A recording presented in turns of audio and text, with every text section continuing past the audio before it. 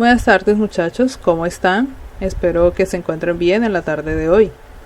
Nuevamente les pido disculpas por el inconveniente del video del lunes. Fue algo desafortunado y estoy ajustando mis horarios para que esto no vuelva a pasar en la medida de lo posible. Les agradezco mucho su comprensión por lo sucedido en lo del lunes. Bueno, en esta videoclase vamos a terminar el tema de los elementos de medición de presión. Vamos a ver específicamente los elementos electrónicos de medición de vacío. Recuerden que teníamos como referencia el cero absoluto y el valor de la presión atmosférica.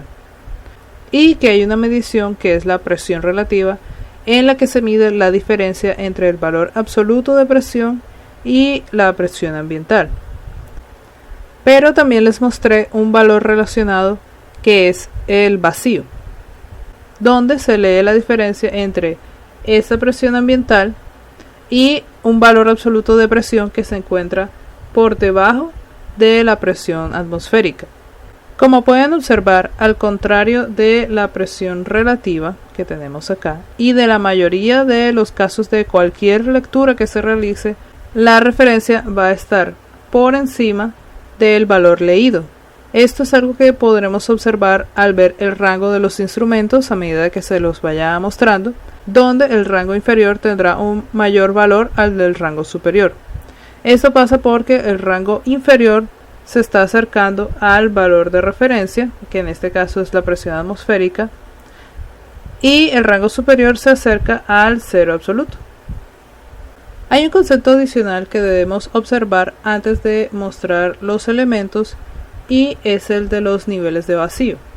Todo el rango que comprende la región entre la presión atmosférica y el cero absoluto es conocido como vacío, pero hay diferentes categorías.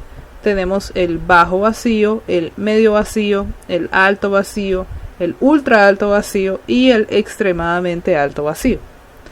Este último es el que se acerca al cero absoluto. Pero en este caso, cuando hablemos de un elemento sellado al vacío, vamos a estar refiriéndonos al alto vacío, el cual está en el rango de 10 a la menos 3 a 10 a la menos 7 hectopascales o milibares, o de 7.5 por 10 a la menos 4 milímetros de mercurio. Recordemos que la presión atmosférica es de 750 milímetros de mercurio o de 1013 hectopascales. También podemos referirnos al alto vacío en términos de moléculas en el recipiente. Para este caso el rango está entre 10 a la 19 y 10 a la 15 moléculas por metro cuadrado. Mientras que en la presión atmosférica esto viene siendo de 2.7 por 10 a la 25 moléculas por metro cuadrado. Ahora sí, pasemos a ver los elementos de medición de vacío. Los elementos que vamos a ver a continuación son los de tipo mecánico, los MacLeod, los térmicos y los de ionización. El primer elemento que vamos a ver será el transductor mecánico de fuelle y de diafragma, que es un elemento capaz de medir esta presión diferencial. Estos elementos pueden usar diferentes transductores como galgas extensiométricas o transductores del tipo capacitivo. La fuerza de la presión de los gases sobre estos elementos es tan pequeña que hace que su rango sea bastante pequeño, de entre 100 milímetros de mercurio hasta 0.0001 milímetros de mercurio. Y a modo de aclaración, el prefijo mili en milímetros de mercurio, en este caso y solo en este caso, no significa 10 a la menos 3 porque el mili hace parte del nombre de toda la unidad. La unidad se llama milímetros de mercurio. Pasamos a ver el medidor MacLeod, el cual se usa como un aparato de calibración debido a su precisión. Les voy a mostrar la imagen del medidor. Este es el medidor MacLeod. Su funcionamiento se basa en la compresión de un gas del cual desconocemos la presión, pero conocemos su volumen, y se comprime hasta que alcanza una mayor presión y un menor volumen usando una columna de mercurio. La presión inicial se calcula con la ley de Boyle, que presiento que ya la han visto, de relación de volumen y presión de los gases. En resumen, esta ley dice que un volumen inicial por una presión inicial es igual a una presión final por un volumen final. Y de esta ecuación, como ya vimos, conocemos P2, conocemos B2 y conocemos B1, y tenemos que hallar la presión inicial del elemento que queremos medir. El rango de este elemento se encuentra entre los 5 y los 10 a la menos 5 milímetros de mercurio. Pasamos a los transductores térmicos. Para entender el funcionamiento de estos elementos tenemos que comprender el principio que los rige. Estos elementos están basados en que existe una proporcionalidad entre la energía disipada de la superficie de un filamento calentado por una corriente constante y la presión del gas del ambiente que lo rodea, cuando se está a bajas presiones absolutas. En otras palabras, a mayor presión, mayor disipación del calor del filamento. Entre los transductores térmicos tenemos tres subtipos. El primero es el transductor térmico de termopar. Ok, aquí tenemos que desviarnos por un momento del tema porque tenemos que ver qué es el termopar. Y aquí nos vamos a adelantar un poco porque el termopar es un elemento de medición de temperatura que vamos a ver en detalle más adelante. Lo voy a explicar aquí un poco para que puedan observar cómo funciona ese transductor.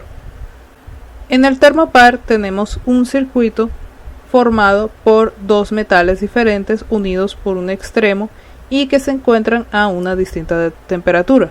Uno de ellos tiene una temperatura de referencia y el otro tiene la temperatura del proceso. Se genera entonces una corriente que circula por la unión y se genera una diferencia de potencial entre ambos metales. Esta diferencia de potencial es bastante pequeña, del orden de los milivoltios, pero es suficiente para tener una lectura de temperatura. La temperatura leída es directamente proporcional con el voltaje generado. Ahora, regresando al transductor, este está compuesto de dos termopares. A ambos se les va a suministrar un calor con una fuente de corriente directa. El primer termopar se conecta en el lugar con la presión que se desea medir, donde la temperatura del termopar va a ser inversamente proporcional a la presión. Ojo, que antes mencioné que lo que era directamente proporcional era la disipación del calor, acá. Pero aquí estamos hablando como tal del calor en el termopar, que sí va a ser inversamente proporcional a la presión. El segundo termopar se va a ubicar en un tubo sellado al vacío para compensar la temperatura ambiente. Y aquí se obtiene la señal de salida diferencial de los dos termopares que se conectaron, la cual a esta vez sí será directamente proporcional a la presión del vacío que se quiere medir. Estos elementos tienen un costo bajo y una buena confiabilidad. Sin embargo, presentan riesgo de combustión si el filamento caliente se expone a la atmósfera. Y su rango va desde 0.5 a 0.001 milímetros de mercurio. Luego tenemos el transductor Pirani, que es otro subtipo de transductor térmico.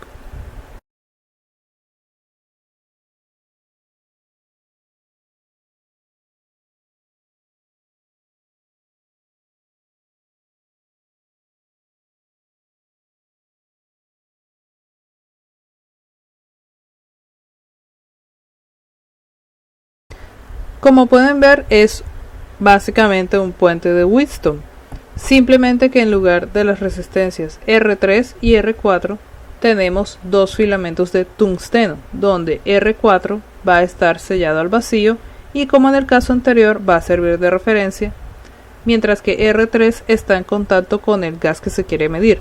y pierde calor por conducción. Ahora, en lugar de leerse la temperatura como en el caso anterior, en este caso se lee la resistencia de los filamentos de tungsteno. Este elemento tiene menos riesgo de combustión que en el caso anterior y es compacto. Sin embargo, su calibración depende del tipo de gas cuya presión se esté midiendo. Quiere decir que si lo vamos a cambiar para medir la presión de otro gas, hay que recalibrarlo. El rango en este caso va desde 2 hasta 0.001 milímetros de mercurio. Finalmente, dentro de los transductores térmicos tenemos el transductor bimetálico.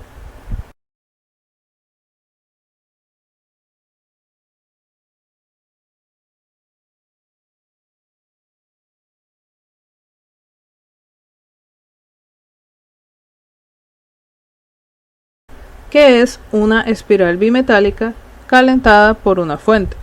Los cambios en la presión producen el movimiento de la espiral, lo que mueve un indicador o una aguja, lo que a su vez marca el valor en una escala graduada para la medición de la presión de vacío.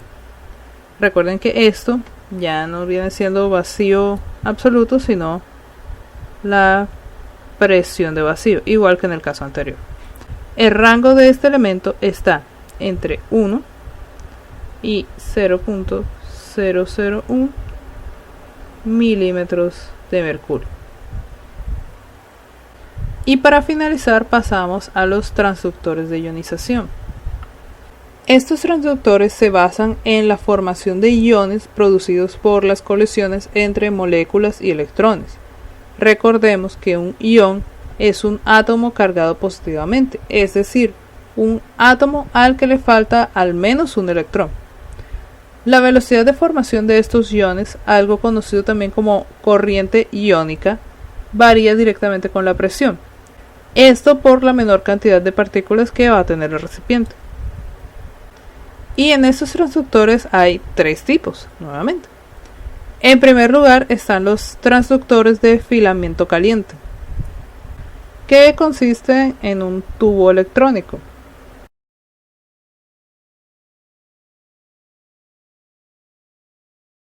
¿Se les hace familiar este tubo?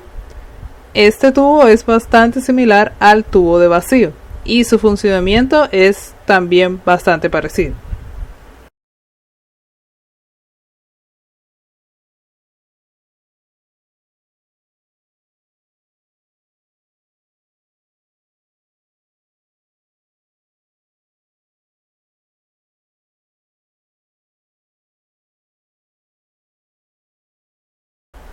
Tiene un filamento de tungsteno con una rejilla bobinada y una placa colectora. Antes de seguir, me imagino que se están preguntando ¿por qué se usa tanto el tungsteno? Bueno, eso es por la resistencia al calor de este metal. De hecho, este es el metal con el punto de ebullición más alto de todos, lo que lo hace muy útil para este tipo de usos. Y también lo encontrarán este material con el nombre de wolframio, pero es más común encontrarlo como tungsteno. Entonces, los electrones son emitidos desde el filamento, pasan por la rejilla y llegan hasta el ánodo. Y se forma una corriente positiva cuya intensidad estará en función del número de iones dentro del tubo.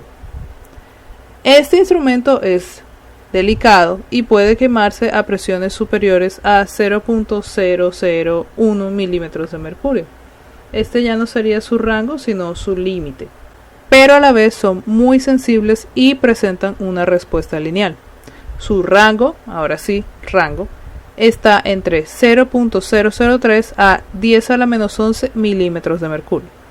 Vamos a ver ahora el transductor de cátodo frío, que mide la corriente iónica producida por una descarga de alta tensión.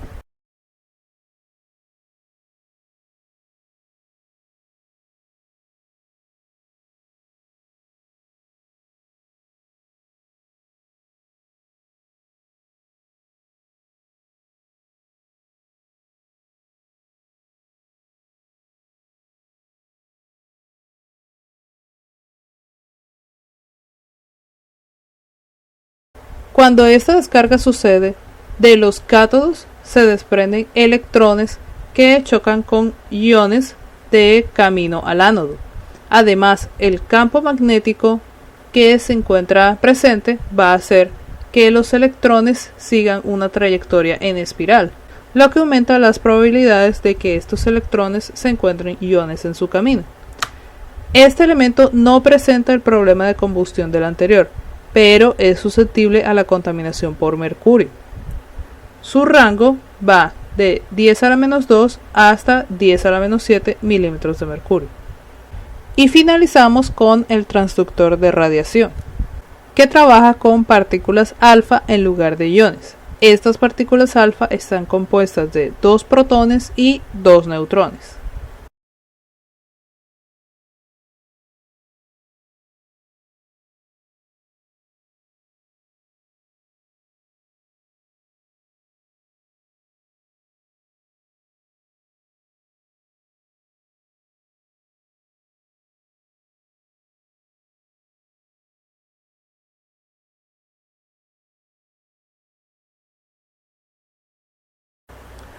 Para este caso vemos una fuente de partículas alfa que ionizan las moléculas del gas en la cámara de vacío, lo que genera la corriente de iones que van desde el electrodo hasta el colector, y esta corriente es proporcional a la presión del sistema.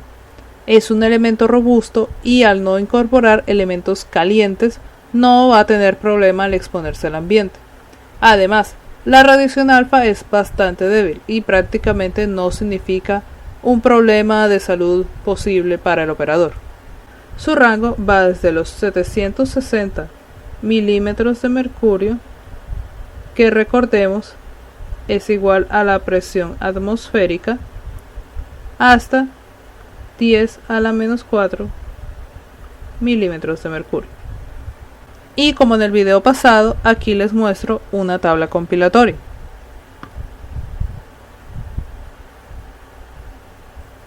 Donde vemos el rango, si la escala es logarítmica o lineal, y la precisión de cada elemento, donde vemos que hay unos elementos que no tienen una precisión definida como tal.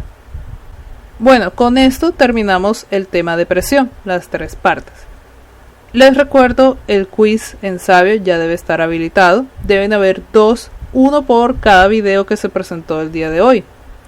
Y antes de terminar, les informo que la próxima semana, por ser Semana Santa, no habrá clase. Sí, sé que vamos a estar todavía en cuarentena para entonces, pero desde la universidad la instrucción es de seguir con toda la programación y la próxima semana está programada la Semana Santa. Y hasta ahora no ha habido ningún comunicado diciendo lo contrario. Así que estaríamos retomando el lunes 13 de abril. Les envío a partir del lunes 13 de abril un nuevo video. Continuaremos, si nada todavía más extraordinario ocurre, con el tema de medición de caudal. Y todavía nos faltan otras variables. Y les voy a dejar un taller que sería nuestro laboratorio número 3. Este será un taller corto para que lo desarrollen durante estos días libres que tienen la próxima semana. Todavía no debe estar en Sabio. Yo lo voy a publicar de aquí al viernes. Cuando lo publique yo les aviso por el chat de Teams de que ya está disponible para que lo realicen. No se preocupen, va a ser un taller corto sobre el tema de presión. Cuídense, muchachos. Como ya viene Semana Santa, pues les deseo una feliz Semana Santa. No salgan de viaje, está prohibido. Cuídense, muchachos, y hasta luego.